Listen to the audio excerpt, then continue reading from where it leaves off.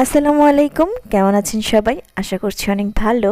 আলহামদুলিল্লাহ, আমরা আল্লাহ তাআলার অশেষ রহমতে ভালো আছি। চলে এলাম নতুন একটি ভিডিও নিয়ে। আজকের ভিডিওটি একদম অন্যরকম বলতে হোম ব্লগ, রান্না বান্না, খাওয়া দাওয়া এসব নিয়ে আজকের ভিডিও। রান্না বান্নার ভিডিও সাধারণত আমি ওইভাবে করি না, কেননা আমি রান্না করতে যাই হচ্ছে যখন আমি আমার ক্ষুধার চরম পর্যায়ে পড়ে যায়, তখনই আমি রান্না করতে যাই। এবং এই সময় আমার ভিডিও, এটা তো আমি ভাবতেই পারি না। আর রান্না হওয়ার সাথে সাথেই মানে যত তাড়াতাড়ি খেতে পারি, এর জন্য আর কি ওইভাবে আমার ভিডিও করা হয় না।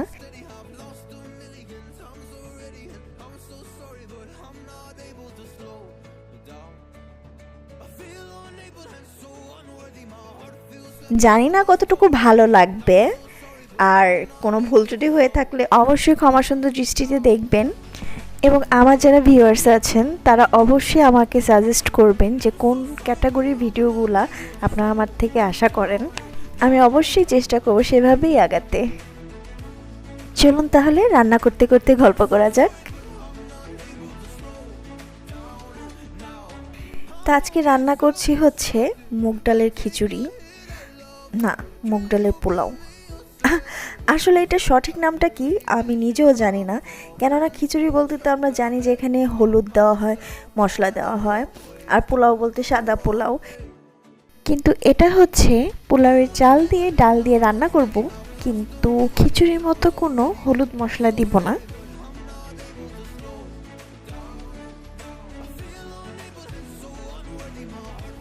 তো আমি মুগ ডালটা ভেজে নিয়েছি। এর মধ্যে বেবিও ঘুম থেকে উঠে গেছে, ওর জন্য ব্রেকফাস্ট রেডি করব। এই জন্য নুডলসে পানি বসিয়ে দিলাম।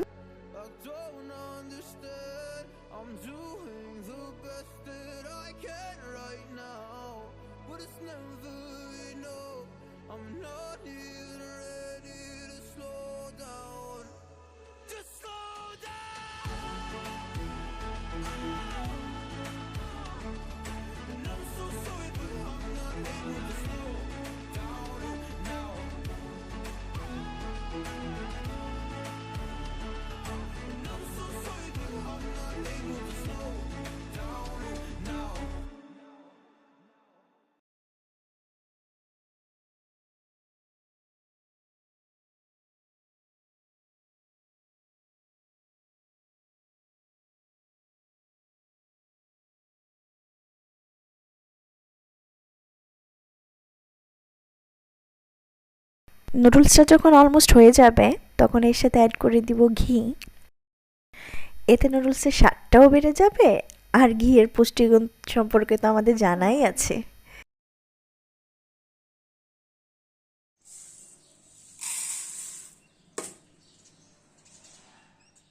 নুডলস ঠান্ডা করতে দিয়ে এখানে আমি মুগ ডাল ভিজিয়ে রাখছি।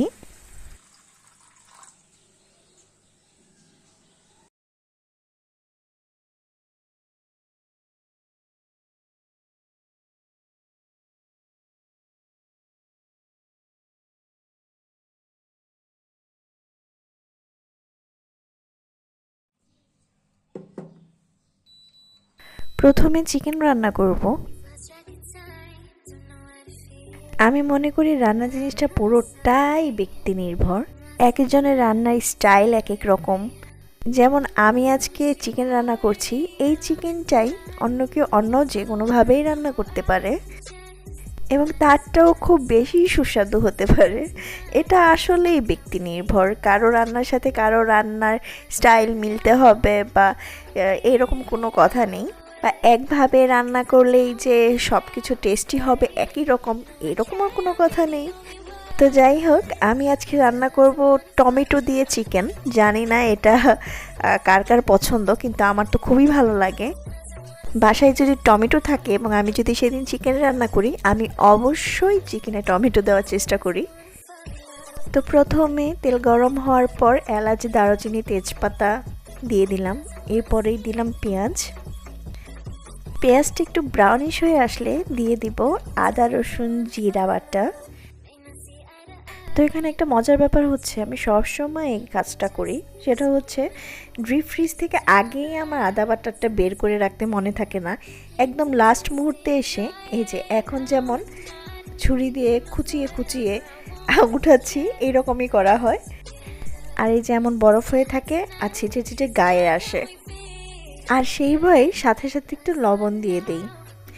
অতটা কাজ হয় না, বাট কিছুটা হয়। লবণ দিলে আমি শুনেছি যে তেল একটু কম ছেটে।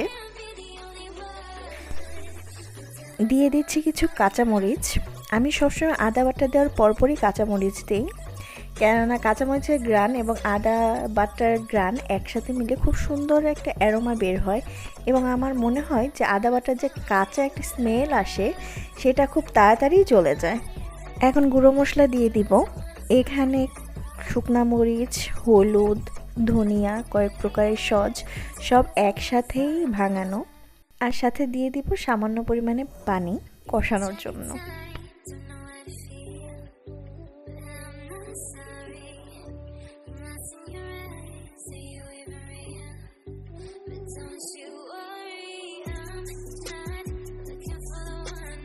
খুব সুন্দরভাবে কষানো হয়ে গেছে, সকল মশলার গন্ধটাও চলে গেছে।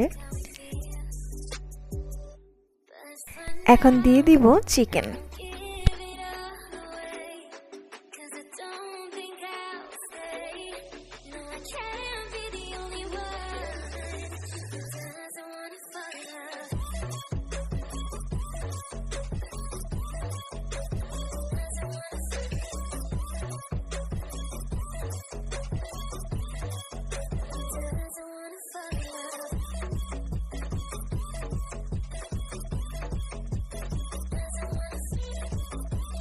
এখন দিয়ে দিচ্ছি হালকা একটু চিনি।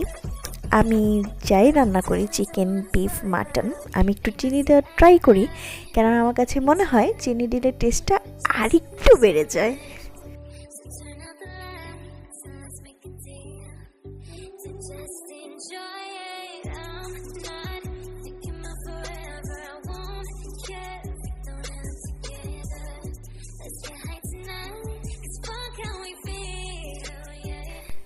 মিডিয়াম আছে 10 মিনিটের টাইমার দিয়ে রেখেছিলাম, তো এতক্ষণে চিকেনগুলো খুব ভালো মতো কষে গেছে।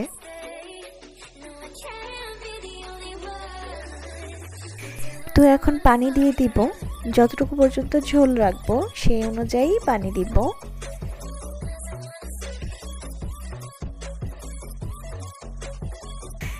এখন দিয়ে দিব হালকা একটু গরম মশলা গুঁড়া।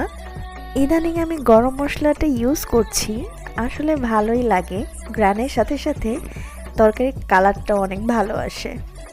এখন আস্ত কিছু কাঁচামরিচ দিয়ে আবারও ঢেকে দিব, ঝোল যতটুকু রাখবো অতটুকু পরিমাণ হওয়া পর্যন্ত। এই তো রেডি হয়ে গেছে চিকেন কারি, এবং এটা হচ্ছে এর ফাইনাল লুক। তো এখন হচ্ছে মুগ ডালের পোলাও বা খিচুড়ি যেটাই বলি না কেন সেটা রান্নার পালা।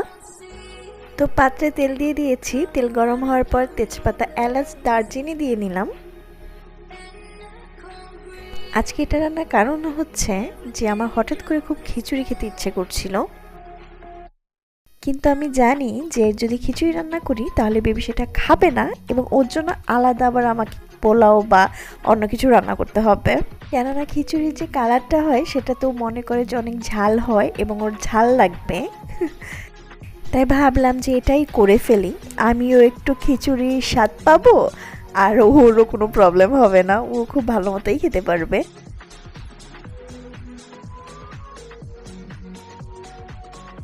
আদা রসুন বাটা ভালো মতো কষানো হয়ে গেলে এখন দিয়ে দিব পরিমাণ মতো পানি।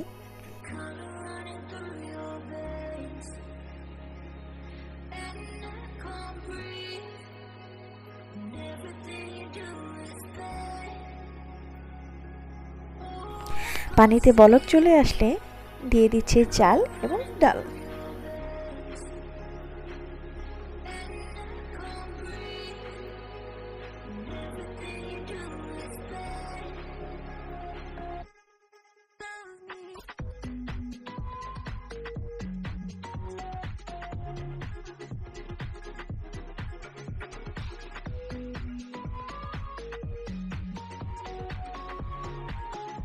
তো এখন লবণটা চেক করে দমে বসিয়ে দিব।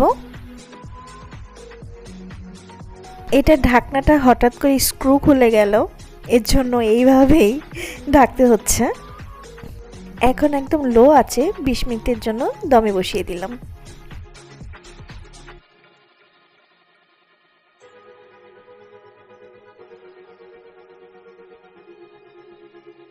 আর এখানে পাটিসাপটা পিঠার প্রস্তুতি চলছে। আসলে যারা আমাকে চেনে তারা জানে আমার অনেক পছন্দের পিঠার মধ্যে পাটিসাপটা পিঠা যে আমার কী পরিমাণ পছন্দের, এবং এই শীতে এই পিঠা যে আমি কতবার বানিয়েছি তার কোনো হিসাব নেই।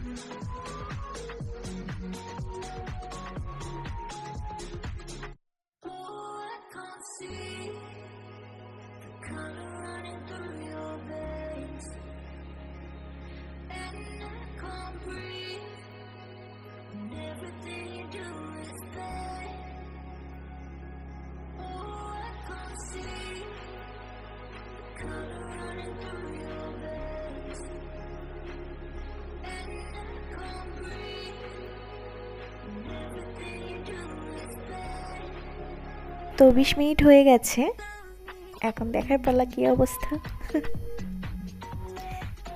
আলহামদুলিল্লাহ, মানে কি পরিমাণ যে ঝরঝরা হয়েছে কি বলবো, এবং এত সুন্দর একটা অ্যারোমা বের হচ্ছিল, মাশাল্লাহ। আমি তো আর ওয়েটই করতে পারছিলাম না, তাড়াতাড়ি খেতে বসে গিয়েছি। আলহামদুলিল্লাহ, সব মিলিয়ে একদম পারফেক্ট ছিল সব কিছু, এবং খুবই তৃপ্তি সহকারে খেয়েছি।